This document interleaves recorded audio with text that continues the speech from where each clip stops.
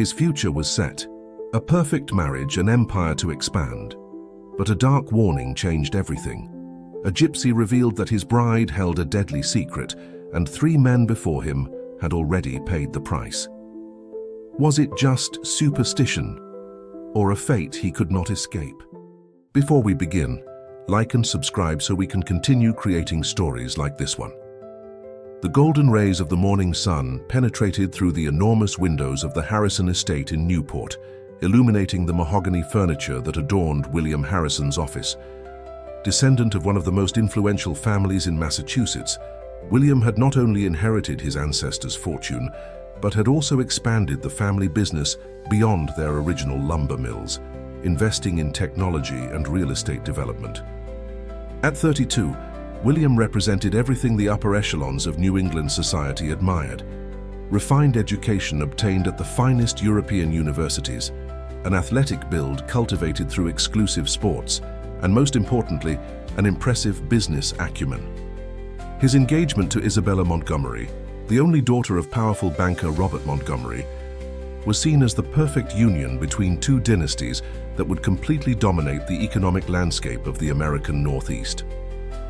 That morning, while reviewing the final details of the engagement party that would take place in 3 days, William listened distractedly to the recommendations of his secretary, Diane. Mr. Harrison, the public relations team has confirmed the presence of 5 society magazines and 3 television channels. Mr. Montgomery has requested that security be reinforced to ensure the privacy of the most illustrious guests, Diane informed him, adjusting her thin-framed glasses. Perfect. Hire twice as many security guards if necessary. I want everything to proceed without any complications, replied William, signing documents without taking his eyes off the paper. The phone rang, interrupting their conversation. It was Thomas, his driver, and trusted confidant for more than a decade. Mr. Harrison, I'm in the Hudson Valley as you requested to check on the new properties, but something unusual has happened. A local woman is insisting on speaking with you, says it's urgent and related to your engagement. William frowned, intrigued. Who is this woman? A fortune teller known in the region as Madame Teresa. The locals respect her quite a bit. She seems very agitated and says she needs to meet you personally. Normally, William would dismiss such a meeting. He had grown up under the strict tutelage of his father, Philip Harrison, who always emphasized the importance of decisions based on concrete facts, not superstitions. However, curiosity got the better of him, especially since it was related to his engagement to Isabella. Tell her I'll be there tomorrow. I have a board meeting that I cannot postpone.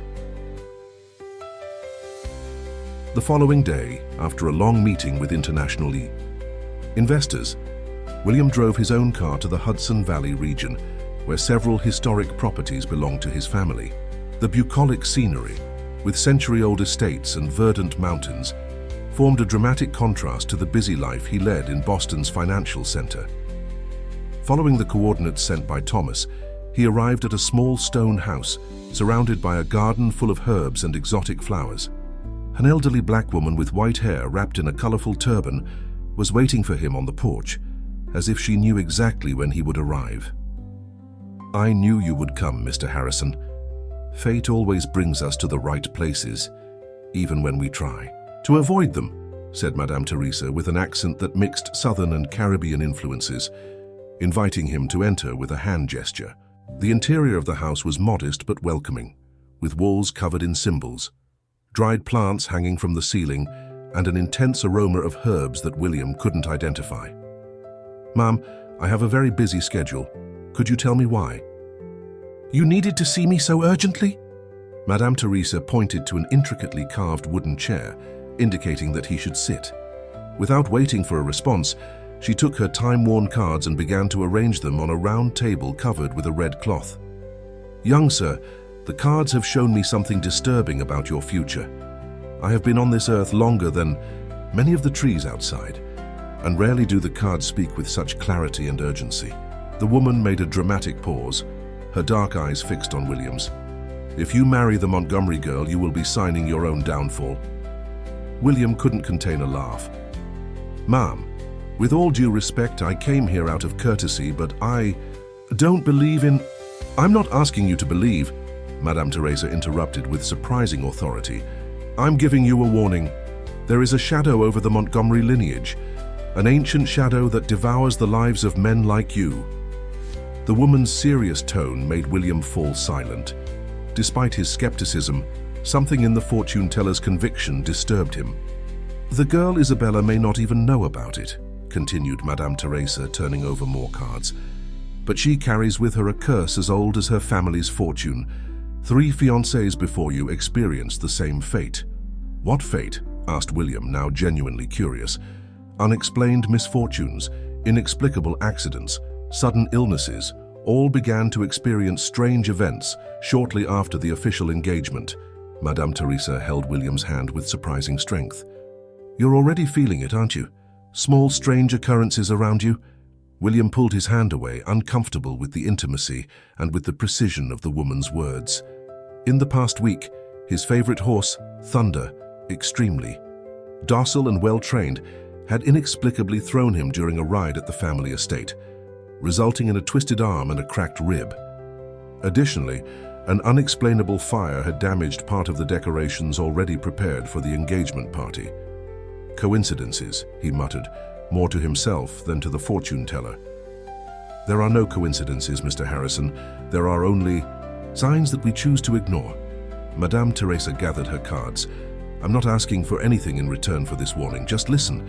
Investigate the former fiancés of Montgomery women. Find out for yourself. And if you want to live, stay away from this union. On the way back to Boston, the sky that had previously been clear began to darken with storm clouds. William tried to rationalize the encounter with the fortune teller, convincing himself that they were just superstitions of a provincial woman, perhaps trying to obtain money from a rich and impressionable man. However, upon arriving at his mansion in Newport, he found his father, Philip Harrison, feeling unwell. The patriarch, always strong and vigorous even at 65, was pale and having difficulty breathing. It's just the flu, insisted his father when the family doctor was urgently called. We're not going to postpone any engagement preparations because of this. That night, while watching the torrential rain from his bedroom window, William received an anonymous message on his private cell phone. 3 before you. All followed the same path. Ask about Richard Lynn, August Peterson, and Matthew Vance. William felt a chill run down his spine. These were names he had never heard before, but the coincidence was too disturbing to ignore. He needed to find out who these men were and what connection they had to the Montgomery family and his fiancée, Isabella. The light from the computer screen illuminated William's face as he typed the names mentioned in the anonymous message into the search engine. It was well past midnight, and the rain continued to lash at the windows of the Harrison mansion. The first name, Richard Lynn, appeared in several news articles from 6 years ago. The man had been a prominent businessman in the textile sector in North Carolina and, according to the headlines, had suffered a serious car accident in the Appalachian Mountains, remaining hospitalized for months until completely disappearing from the news. This doesn't prove anything, William muttered to himself, moving on to the second name. August Peterson was easier to track, heir to a chain of luxury. Hotels in New England. He had suffered a strange food poisoning during a charity dinner 4 years ago. He survived, but according to the most recent news, he still faced severe neurological problems, having completely withdrawn from public life. The third name, Matthew Vance, a renowned architect, had simply disappeared 2 years ago during a boat trip along the East Coast. The vessel was found adrift, but his body never appeared, leading to an official declaration of disappearance. William leaned back in his chair, feeling a growing unease. 3 successful men, all with promising careers, all facing extreme situations. That interrupted their trajectories. But what was the connection to Isabella, to the Montgomerys? He decided to call Jack Mendoza, an investigative journalist who had previously worked for his companies on sensitive cases.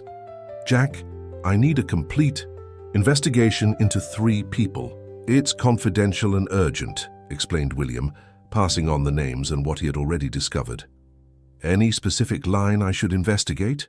Questioned Jack, with the sleepy voice of someone who was awakened in the middle of the night. Any connection to the Montgomery family, especially to Isabella. After hanging up, William tried to sleep, but his sleep was disturbed by unsettling dreams where shadowy figures chased him through endless corridors of an old mansion. He woke up startled by knocking at his door. It was Diane, his secretary, with a worried expression. "Mr. Harrison, I'm sorry to disturb you so early, but your father got worse during the night. Dr. Silverstein is with him now and suggests a transfer to the hospital." William dressed quickly and rushed to his father's room. Philip Harrison was paler than the night before, with purple spots appearing on his skin and a persistent fever that medications couldn't lower. "It seems to be some kind of infection, but we can't identify the agent," explained Dr. Silverstein, a doctor who had been attending to the family for decades. "I strongly recommend hospitalization for more detailed examinations." On the way to the hospital, William received a message from Jack. "Found something." All three men were engaged to Isabella Montgomery. The shock of the revelation almost made William drop his phone. The fortune teller's words echoed in his mind with disturbing clarity. He spent the rest of the morning dividing his time between monitoring his father's exams and processing the information he had just received. At noon, he decided to visit Jack's apartment personally. The journalist lived in a modest condominium in Cambridge, quite different from the luxury William was accustomed to. When he entered, he found the environment transformed into a small investigation center, with photos, documents, and newspaper clippings scattered throughout the living room. "I started pulling the thread as soon as you called," explained Jack, gesturing for William to sit down. "And what I found is at the very least intriguing. The three men were in fact official fiancés of Isabella Montgomery. None of the engagements lasted more than 6 months, and all ended with some kind of tragedy." Jack handed William 3 folders, organized chronologically. Richard Lynn, the first fiancé, was considered one of the most coveted bachelors in North Carolina. The engagement was announced with great pomp at a party at the Plaza Hotel. 3 months later, he suffered the accident in the Appalachian Mountains when returning from a meeting with Isabella. The car went off the road in a stretch where there was no record of other accidents that year. William observed the photos of the accident, feeling a knot in his stomach. August Peterson II was known for his refined palate and for being extremely careful with his diet due to allergies. The poisoning happened during a charity dinner organized by Isabella herself. The official version was contamination by spoiled seafood, but witnesses claim he ate only vegetables that night. Jack paused, observing William's reaction before continuing. And finally, Matthew Vance, an internationally awarded architect. He was planning the project for the new headquarters of Montgomery Bank when he met Isabella. The engagement was announced after a whirlwind romance of just 2 months. He disappeared during a boat trip which, according to port staff, was in perfect condition when it left. William flipped through the documents with growing unease. This could just be a tragic coincidence. 3 accidents don't prove a conspiracy. "That's what I would think too," agreed Jack, "if it weren't for this detail." The journalist presented William with an old report from a society magazine. "This photo is from Isabella's Sweet 16 party more than a decade ago. Notice this man in the background." The photo showed Isabella, stunning in a blue dress surrounded by prestigious guests.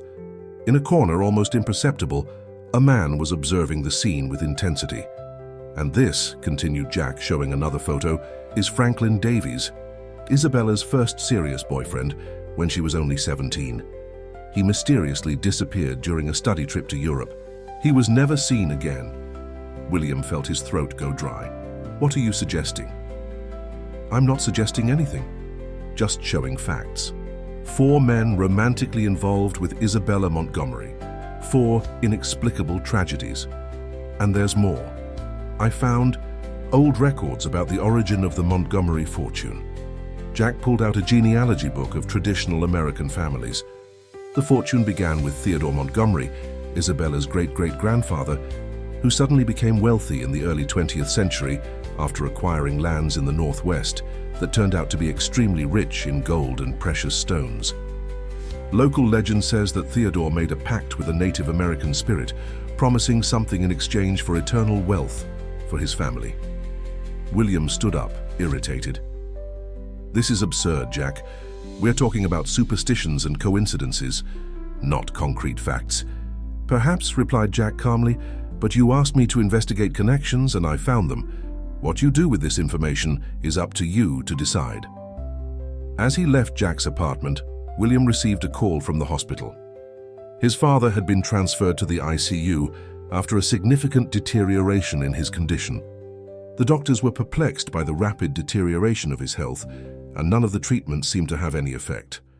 On the way to the hospital, another disturbing coincidence. His car, a luxury model with all maintenance up to date, simply stopped in the middle of the Brooklyn Battery Tunnel, the dashboard lights flashing without apparent reason. The mechanic, called for emergency service, found no visible problem with the vehicle. That night, upon finally returning home after hours at the hospital without any improvement in his father's condition, William found a black envelope without a sender on his bed. Inside, a single sheet with a typed message.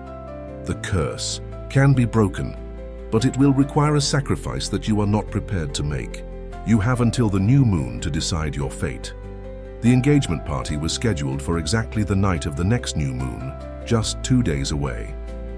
The following day dawned with a sky laden with grey clouds over Boston, as if nature itself reflected the turbulence William felt.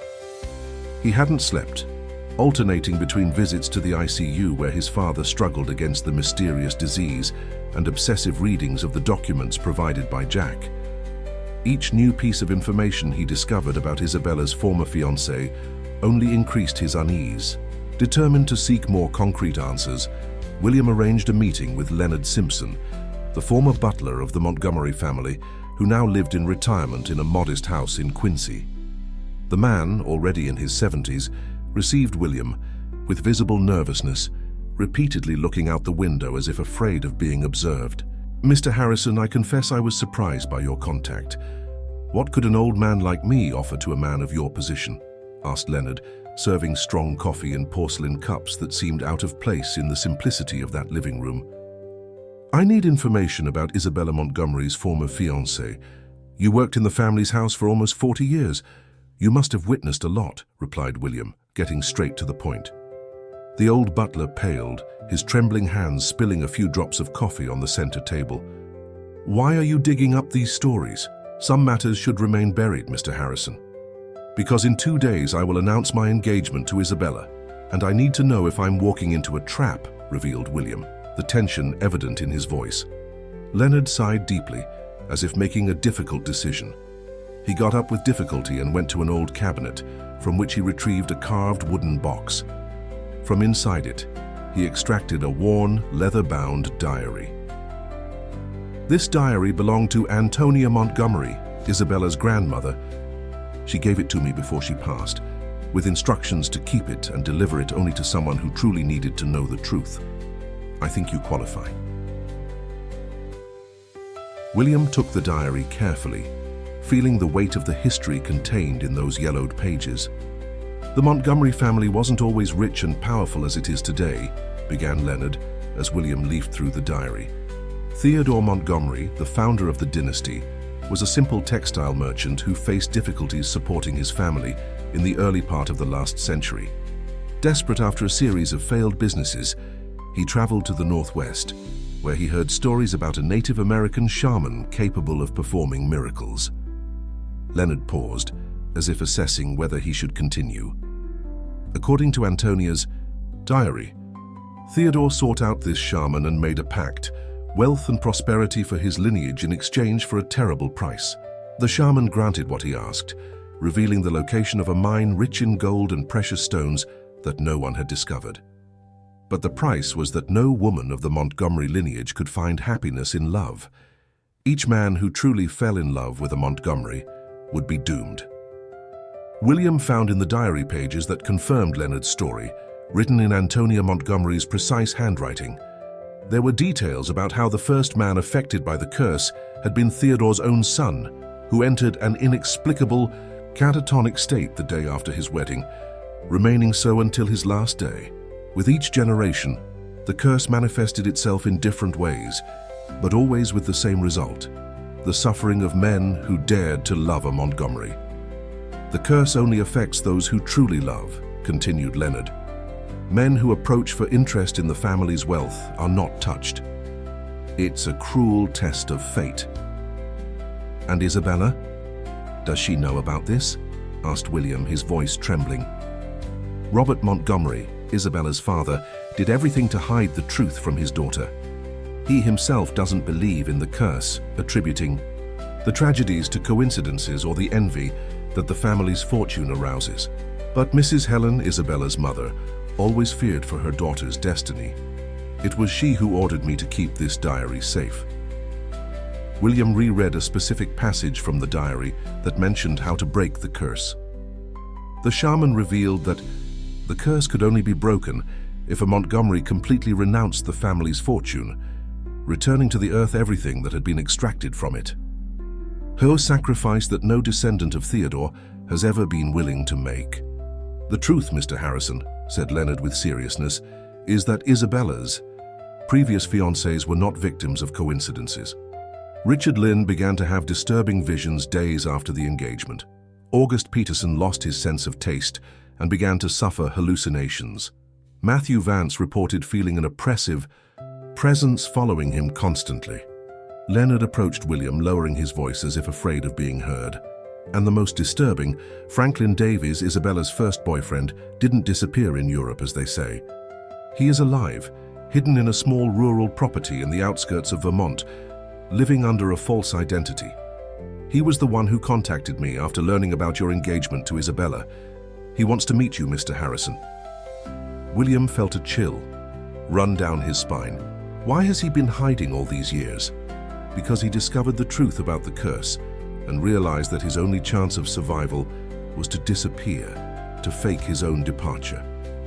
He tried to convince Isabella to run away with him, to abandon the family fortune to break the curse. But she refused, not out of greed, but because she didn't believe the story. She thought they were just superstitions. Before William could ask more questions, his phone rang. It was Diane, his secretary, with alarming news about his father. Philip Harrison had suffered a cardiac arrest and, although doctors had managed to revive him, his condition was extremely serious. On the way to the hospital, William couldn't stop thinking about everything he had discovered. Superstition or reality, something was happening, and the coincidences were too disturbing to be ignored. He decided that, after checking on his father's condition, he would meet with Franklin Davies. He needed to hear from the man who had escaped, what he knew about the Montgomery curse. The hospital was in turmoil when William arrived. Doctors and nurses were running through the corridors, and he was informed that his father had been transferred to the isolation ward after tests detected a rare, potentially contagious infection.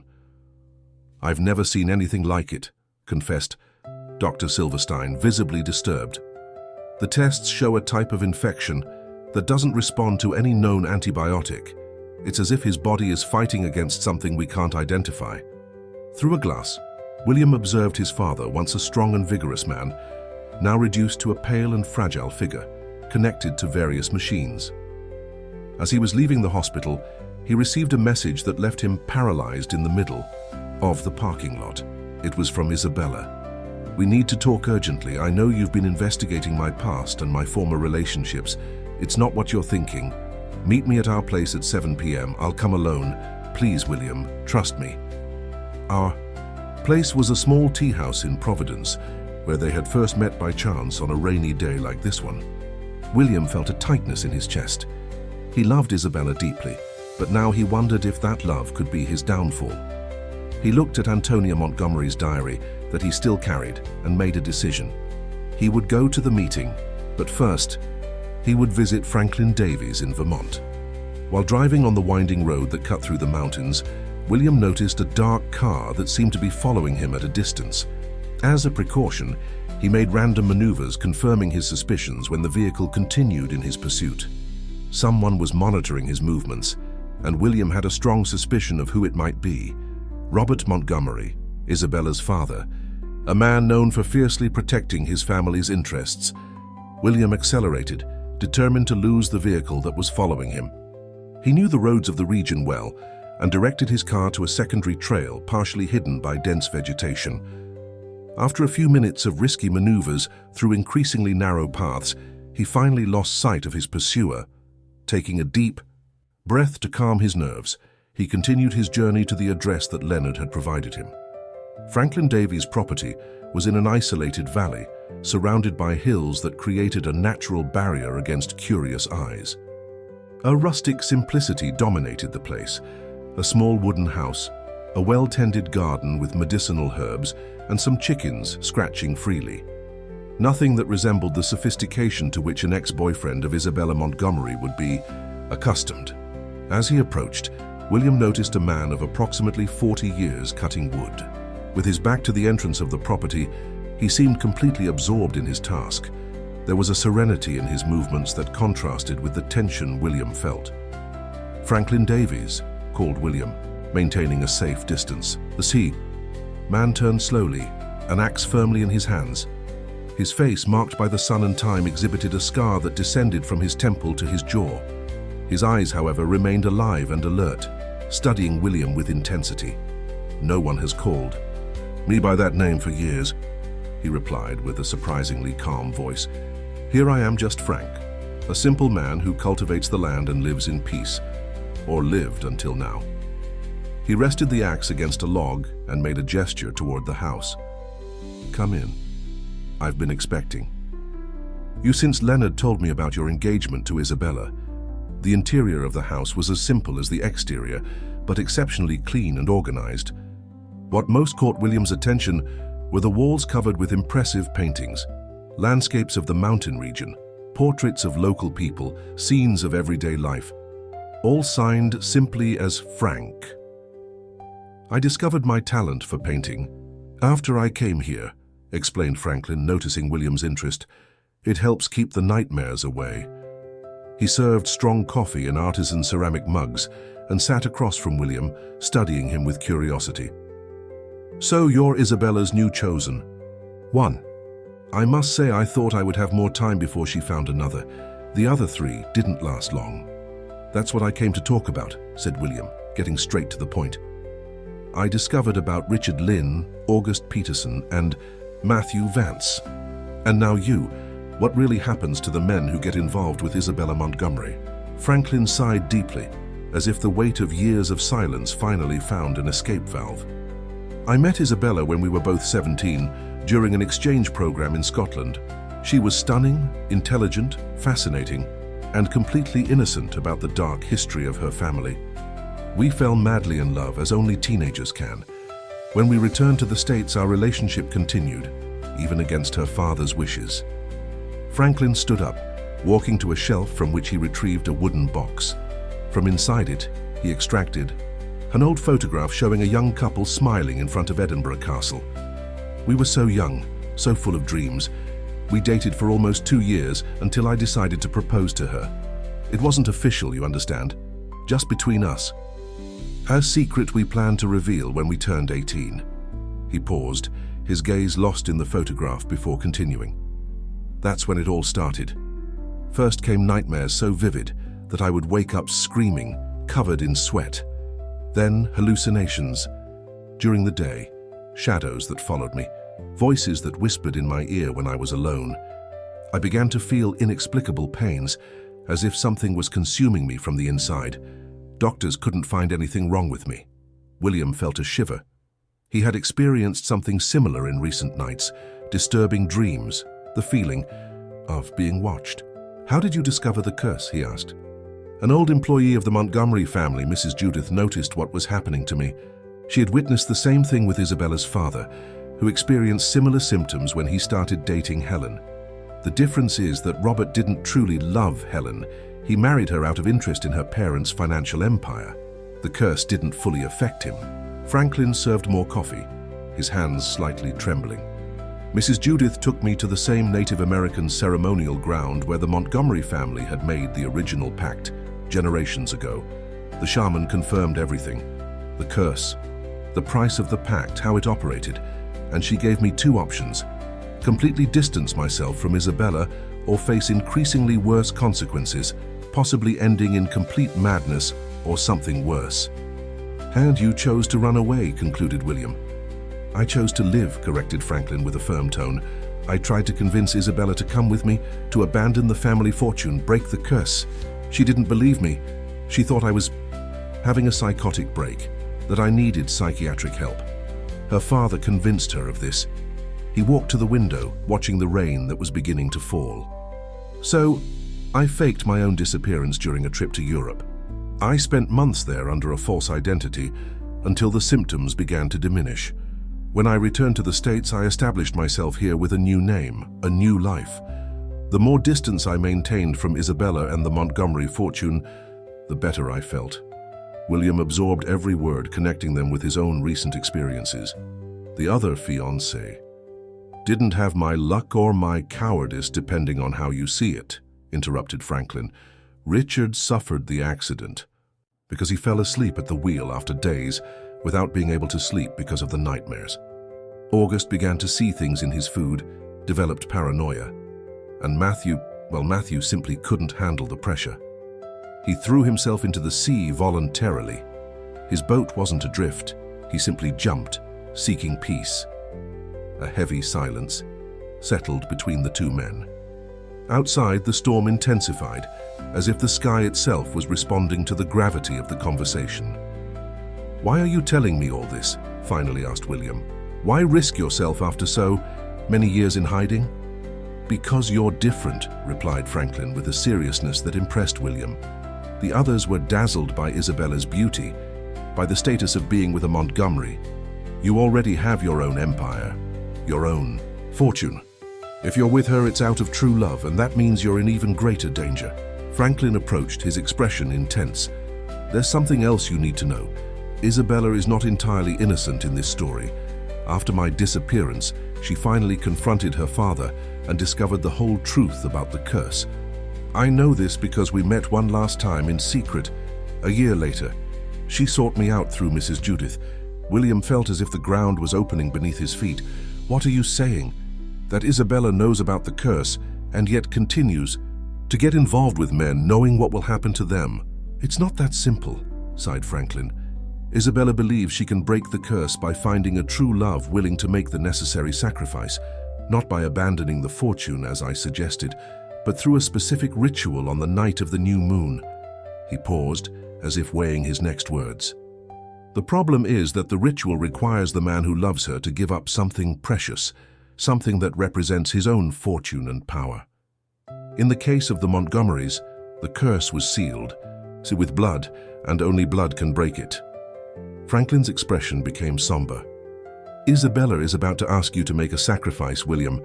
A sacrifice that could either free her or destroy you both." The rain was falling heavily when William left Franklin's property. His mind was buzzing with the revelations, each piece of the puzzle finally fitting together. The meeting with Isabella was scheduled for just a few hours from now, and he needed to decide what he would do. Confront her with the whole truth or pretend he still knew nothing, observing her attitudes. On the way to Providence, William stopped at the hospital to check on his father's condition.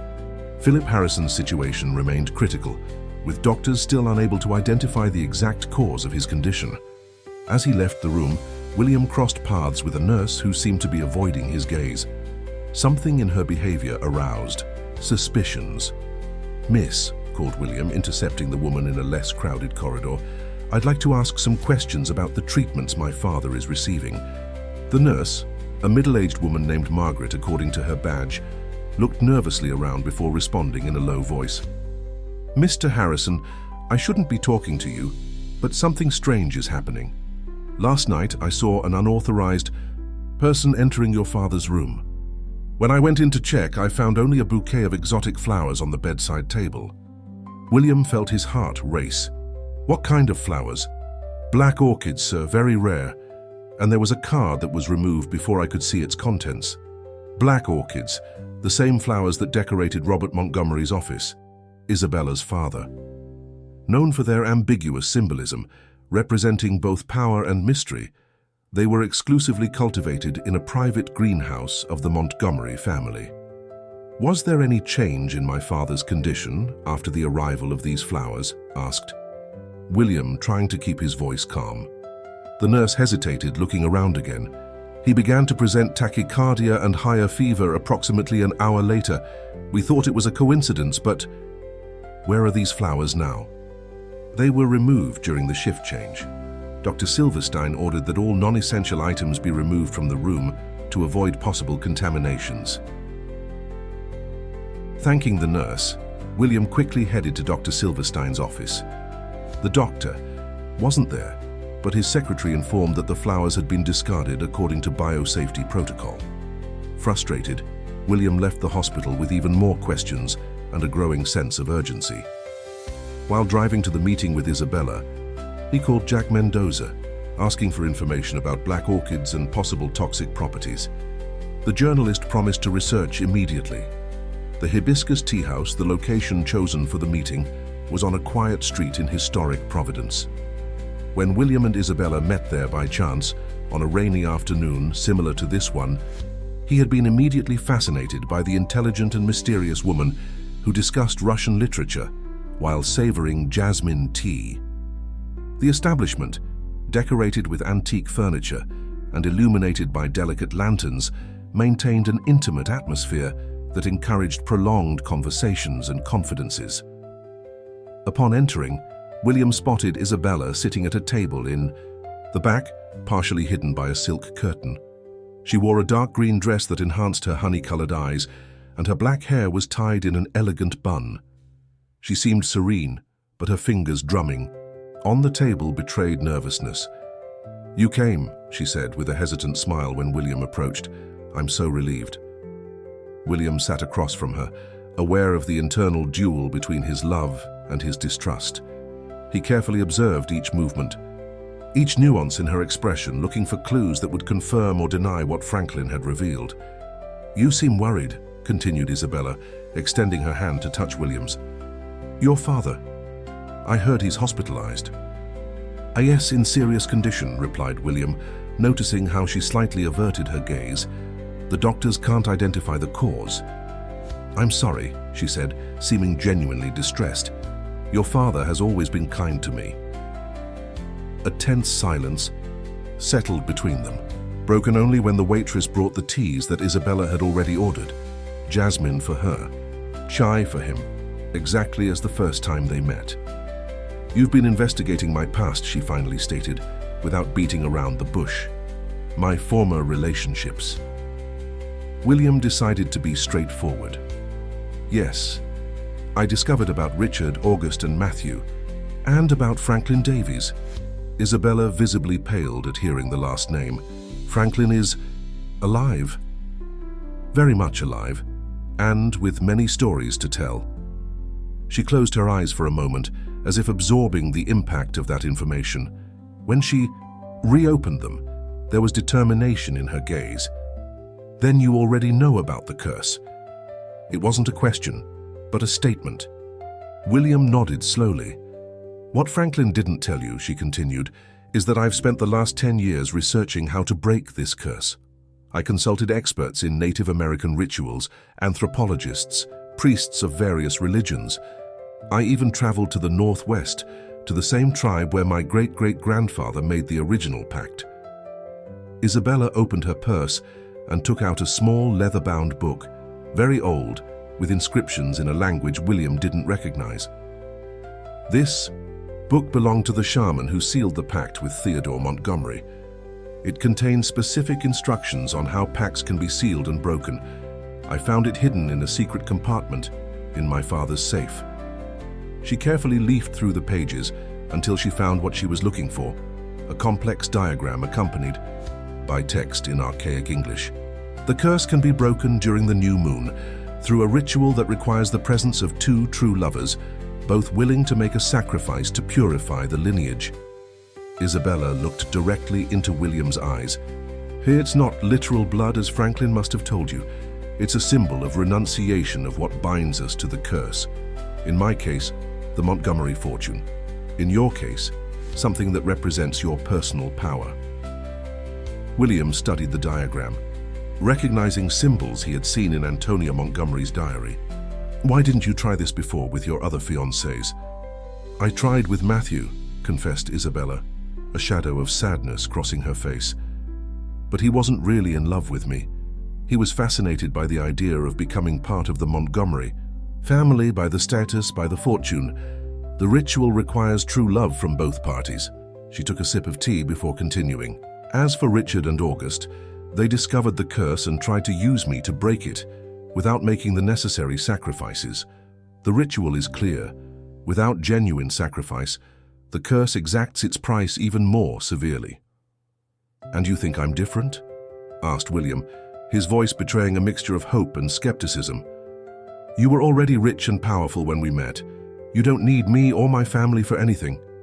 Isabella smiled softly. "And besides, I felt something with you that I had never felt before, a connection that transcends the physical, the material." His phone vibrated, a message from Jack with alarming information about black orchids. According to his research, a rare variation of the species was used in shamanic rituals in the Northwest to test the life force of warriors. The pollen, in small doses, caused symptoms similar to those his father was presenting. William felt the blood freeze in his veins. "Your father was at the hospital last night, wasn't he?" The surprise on Isabella's face seemed genuine. "My father? Not that I know of. He's been in New York since yesterday for a meeting of the bank's board of directors. Someone left black orchids in my father's room, orchids that only grow in your family's greenhouse." Isabella paled again. "My God, he found out." "Found out what?" "Our plan to break the curse." She held William's hands with urgency. "My father never believed in the curse, but he always benefited from it. The Montgomery fortune grew exponentially with each generation, because no woman in the family managed to maintain a marriage based on true love. All marriages were commercial arrangements, business mergers." Isabella looked around nervously before continuing. "If we break the curse, the original pact is undone. The fortune doesn't magically disappear, but it loses the supernatural impulse that made it grow in an extraordinary way. My father would never allow that." William's phone rang again. It was the hospital, informing that his father had briefly awakened and asked to see him urgently. At the same time, Isabella received a message that made her turn completely pale. "It's my mother," she whispered, showing the screen to William. "My father isn't in New York. She just discovered that he lied about the trip.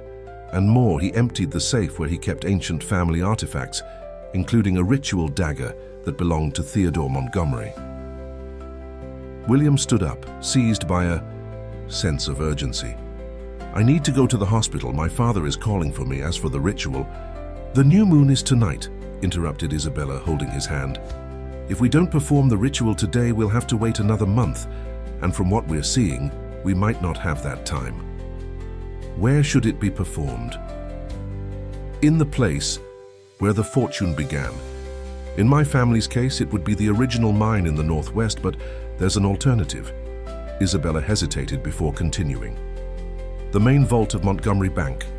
It was built exactly over the location where Theodore stored the first gold extracted from that mine. The ground was consecrated by the shaman to multiply the fortune eternally." William nodded, making a decision. "I'll meet you there at 11 p.m. Now I need to see my father." As he headed to his car, William couldn't help but think about the irony of the situation. He had planned a perfect engagement, a solid business alliance with the Montgomerys, and now he was about to participate in a mystical ritual to break a century-old curse. The most surprising part, he believed it. Every fiber of his being told him it was real. The dreams, the accidents, his father's illness. Everything fit together. The hospital was quiet when William arrived, with only the occasional sound of medical equipment and hurried steps of nurses breaking the stillness of the corridors. The ICU room where his father was hospitalized had been isolated, with access restricted only to authorized personnel. Using his influence, William obtained permission for a brief visit. Philip Harrison seemed to have aged years in just a few days. His face, once imposing, was gaunt and haggard, with deep dark circles contrasting with the paleness of his skin. Tubes and sensors connected him to various machines that monitored his vital signs. Upon seeing his son, His eyes opened slightly, and he tried to raise his hand, a gesture that clearly required great effort. "Dad," whispered William, approaching the bed. "I'm here." Philip tried to speak, but his voice was so weak that William had to lean in to hear. "Robert Montgomery," murmured the patriarch with difficulty. "He was here, talked about an old debt being collected."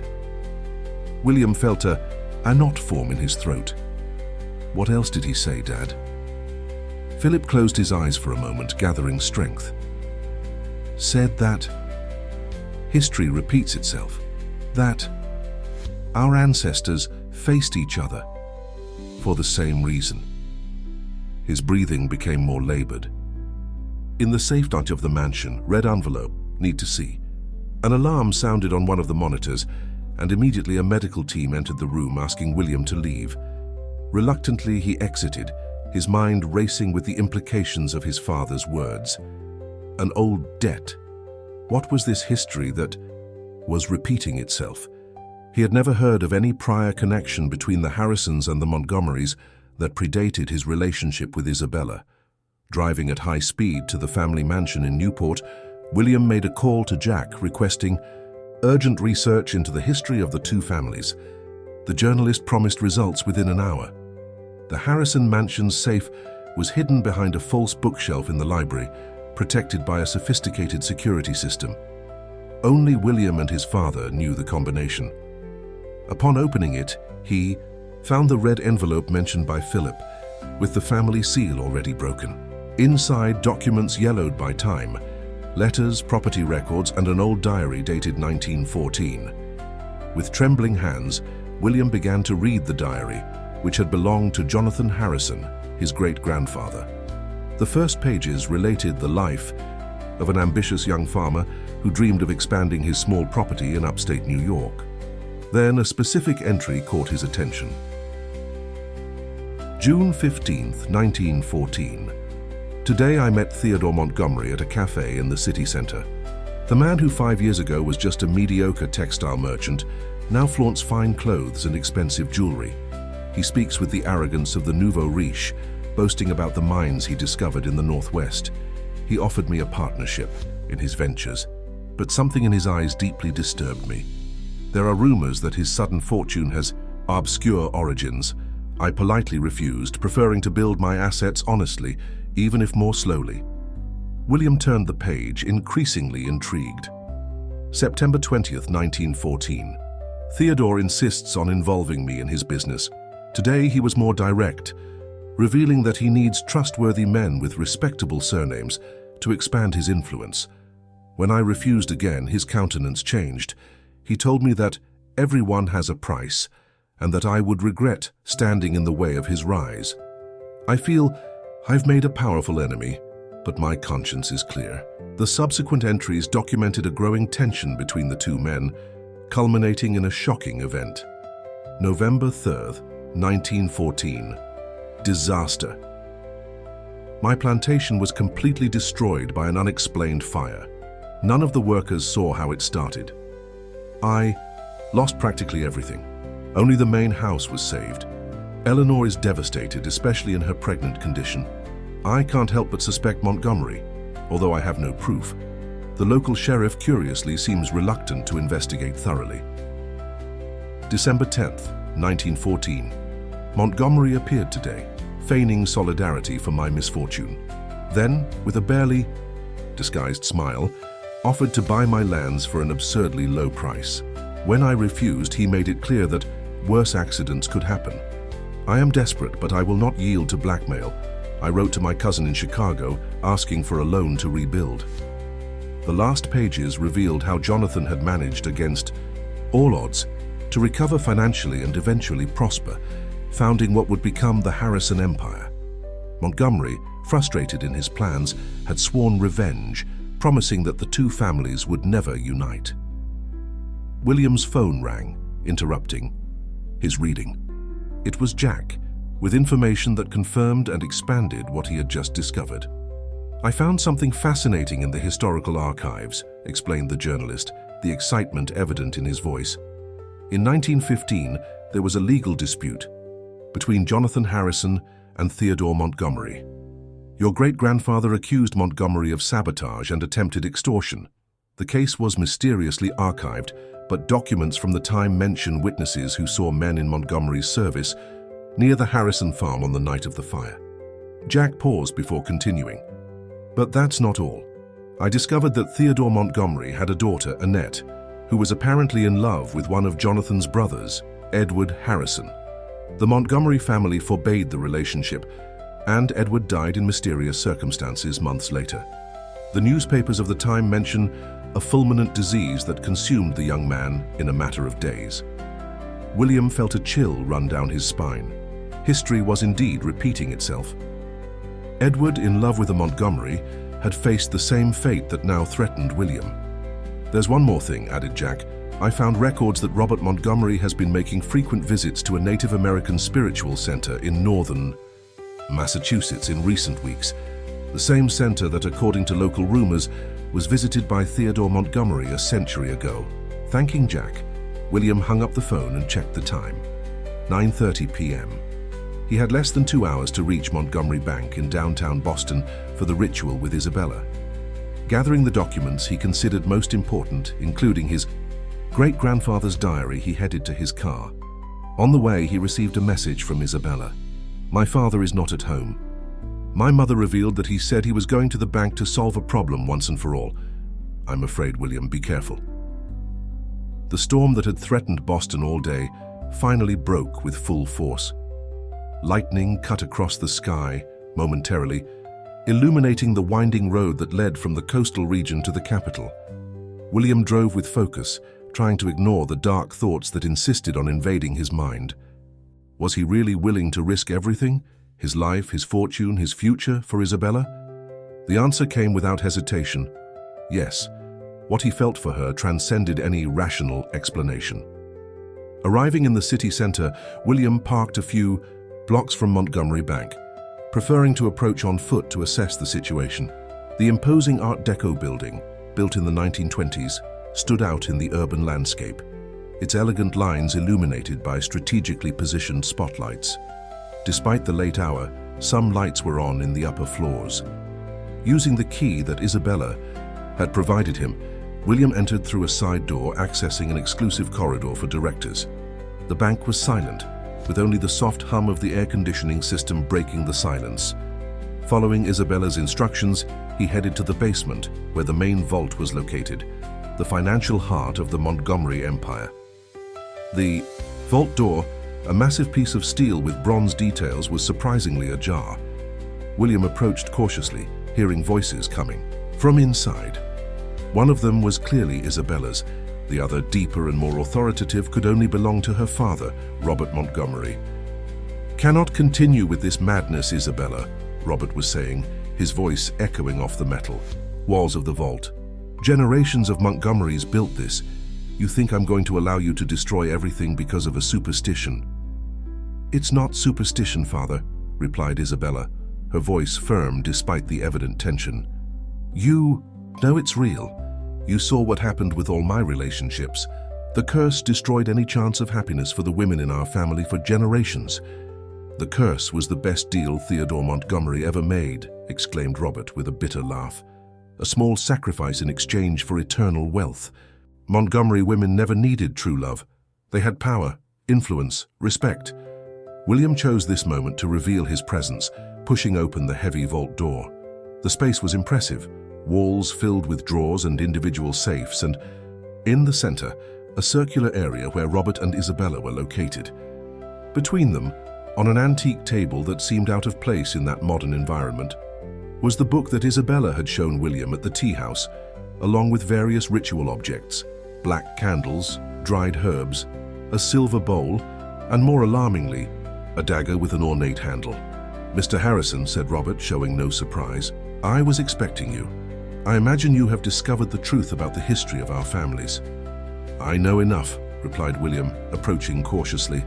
I know that Theodore Montgomery tried to destroy my great-grandfather when he refused to participate in his schemes, and I know about the curse your family carries. Robert smiled, a cold smile that didn't reach his eyes. Curse? I prefer to call it a conditional blessing. Absolute power always has a price. Theodore understood that perfectly. A price paid by generations of unhappy women, intervened Isabella, moving to stand beside William, and by the men who had the misfortune to truly love them. Like your great-granduncle Edward, added William, carefully observing Robert's reaction. A shadow of recognition crossed the banker's face. I see you've done your homework. Yes, Edward Harrison made the mistake of falling in love with Annette. Montgomery, a love doomed from the start. Ancient history.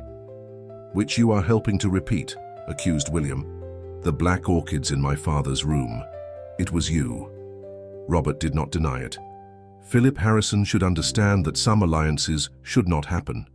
It was just a warning. He will recover, eventually. Why so much hatred between our families? Asked William. What did Jonathan Harrison really do to deserve Theodore Montgomery's enmity? Hatred, Robert laughed. It's not hatred, my young man. It's preservation. Your great-grandfather discovered the truth about Theodore's pact and threatened to expose him. Worse still, he possessed something that could undo all of Theodore's work, knowledge about how to break the pact. The banker walked to a specific compartment in the vault, inserting an ancient key into an ornate lock. The small door opened, revealing a hidden space from which he retrieved an object wrapped in red fabric. This, said Robert, unwrapping, the object to reveal a dark wooden statuette, carved in the form of a humanoid figure with Native American features, is the true heart of the pact, the physical manifestation of the bargain made by Theodore.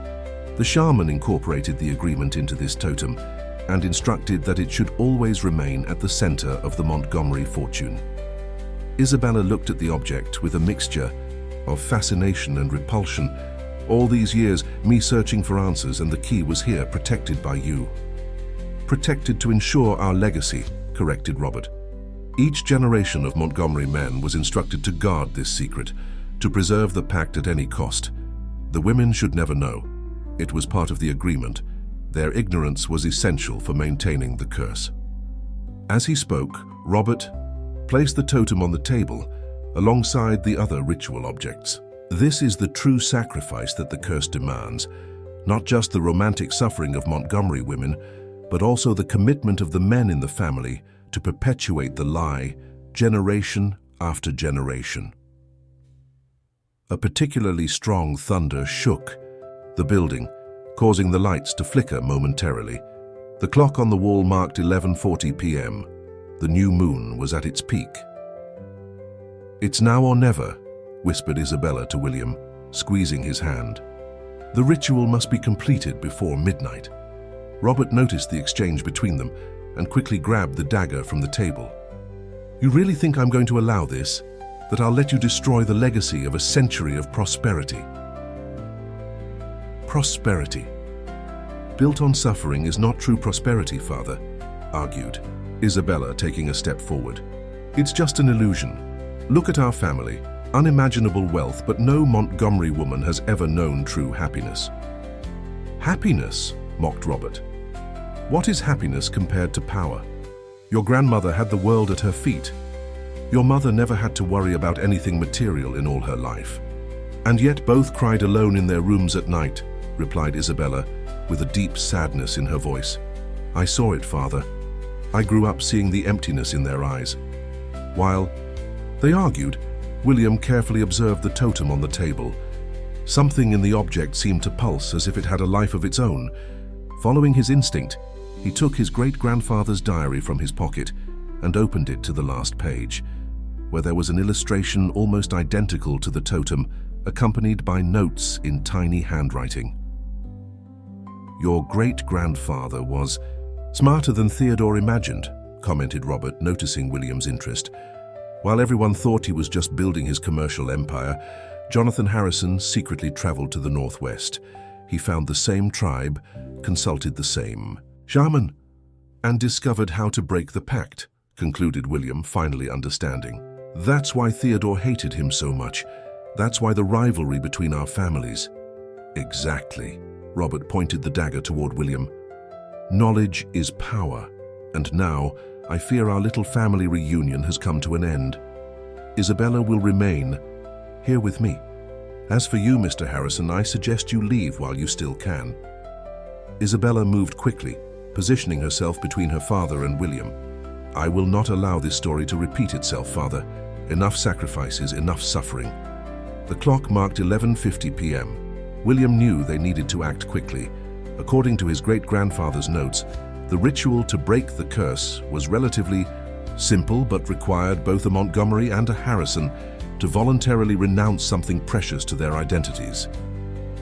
"Robert, think carefully," said William, keeping his voice calm despite the tension. "The curse doesn't just affect my family. Your own grandson, the son that Isabella will one day have, will also be condemned to perpetuate this lie. Is that what you desire as a legacy?" The words seemed to hit Robert more deeply than expected. For a brief moment, his expression revealed doubt, perhaps even regret. Taking advantage of her father's hesitation, Isabella moved toward the table, picking up the ritual book. The pact requires a symbolic sacrifice from both parties, something that represents what we value most. William nodded, understanding. He took from his pocket the deed to the first property he had acquired with his own resources, the venture that had started his independent fortune. Isabella, in turn, removed from her neck a gold medallion that contained the Montgomery family emblem. "No!" shouted Robert, advancing toward them. But it was too late. Following the instructions in the book, Isabella placed her medallion on the totem while William deposited the deed. Together, they recited the ritual words that were written both in the book and in Jonathan Harrison's notes. "With free will, we renounce what binds us. Let the bond of the past be broken. Let the path of the future be opened." The clock struck midnight at the exact moment they completed the words. A sudden tremor ran through the vault, making the heavy metal doors groan. The totem on the table began to crack, fine lines spreading across its entire surface as if an inner force was breaking it. Robert, petrified, observed the scene with horror and fascination. The medallion and the deed began to darken, as if they were carbonizing, until they transformed into ashes. The totem finally split in half with a dull crack, revealing a small, empty compartment inside. A profound silence followed the event. The vault lights flickered several times before stabilizing. Outside the bank, the storm that had been lashing the city gradually began to diminish. "Is it over?" asked Isabella, her voice almost inaudible. "Yes," replied William, feeling a sensation of lightness that he hadn't experienced for days. "The curse is broken." Robert Montgomery fell to his knees, the dagger forgotten on the floor beside him. His face, normally marked by arrogance and authority, now showed only weariness and resignation. "A century," he murmured. "A century of sacrifices for nothing." Isabella approached her father, placing her hand on his shoulder. "Not for nothing, Father. To free us, all of us.